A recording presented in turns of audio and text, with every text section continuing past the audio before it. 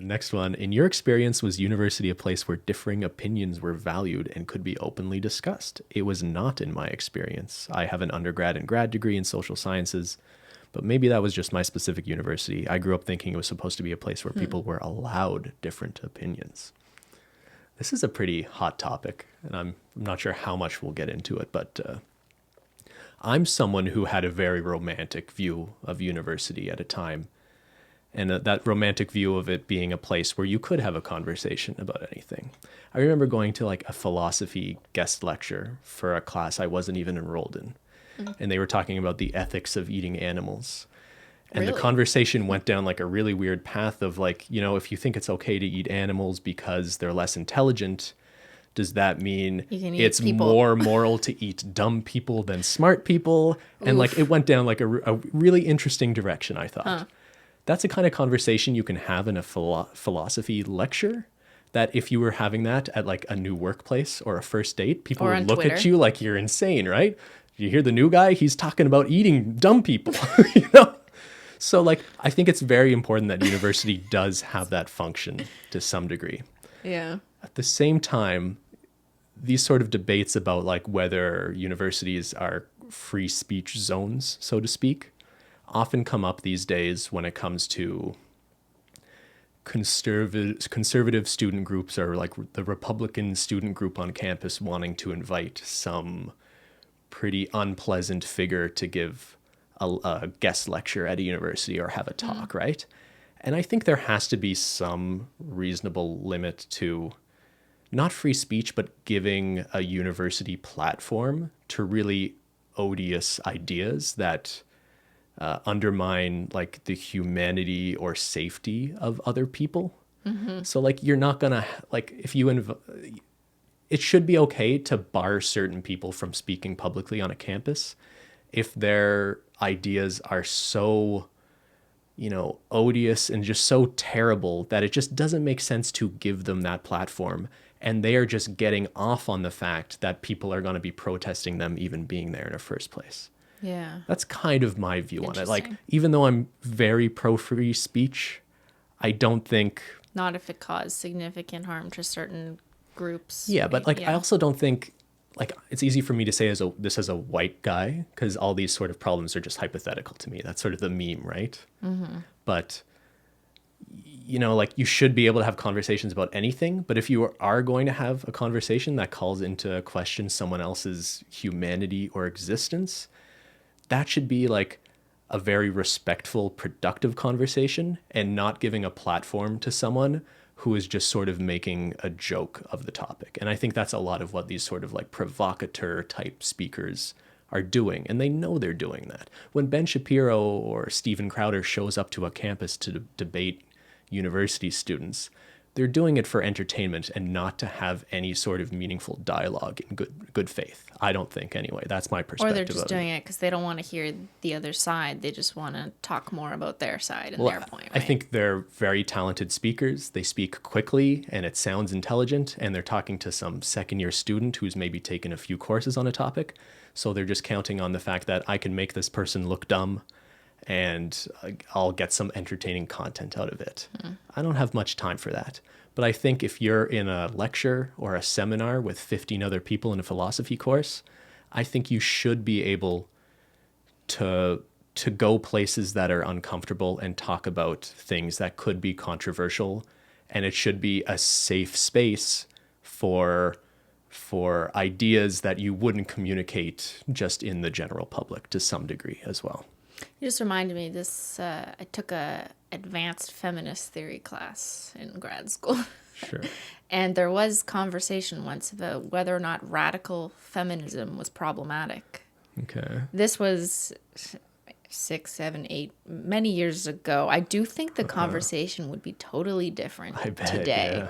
So I'm not going to repeat this conversation that I had with like 10 people and our professor. But it was very, very just like saying flat out what you might think and counterpoint. And, it was respectful in that way. I think today people might have a different viewpoint about to what extent you can push an argument on one side if you're arguing for that side versus the other.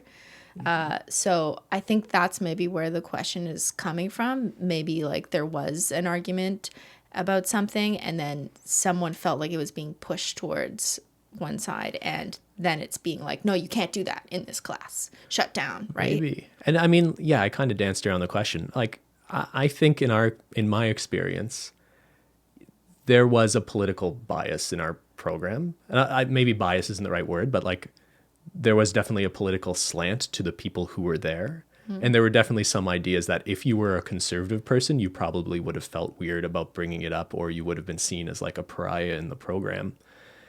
I thought a lot of the people in our sociology program were very activist-minded people who generally had causes they very much cared about and wanted to change, rather than being like the more detached, I want to study this from a distance academic sort of approach. Yeah. And, you know, there's a weird anecdote.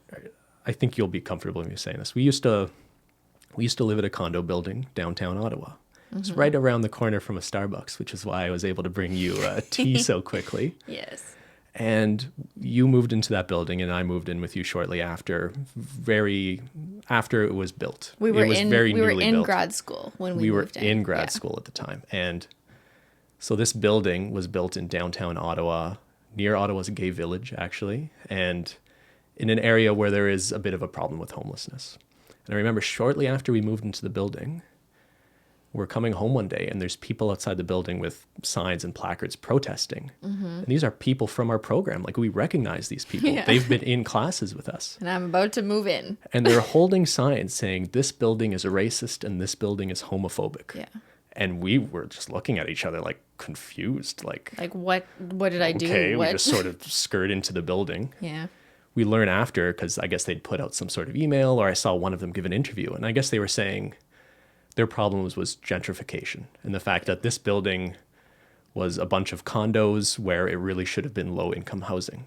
So they were yelling at the people living there that they were homophobic and racist because gay people and marginalized, racialized people are more likely to be marginalized and need low-income housing. So it's a few kind of steps removed, I guess. Yes. But the point was, for me, it really changed my perspective on the other people in our program because, like, we knew people in that building. We had our neighbors. A lot of gay people lived in that building. It was near the gay village of Ottawa. Yeah.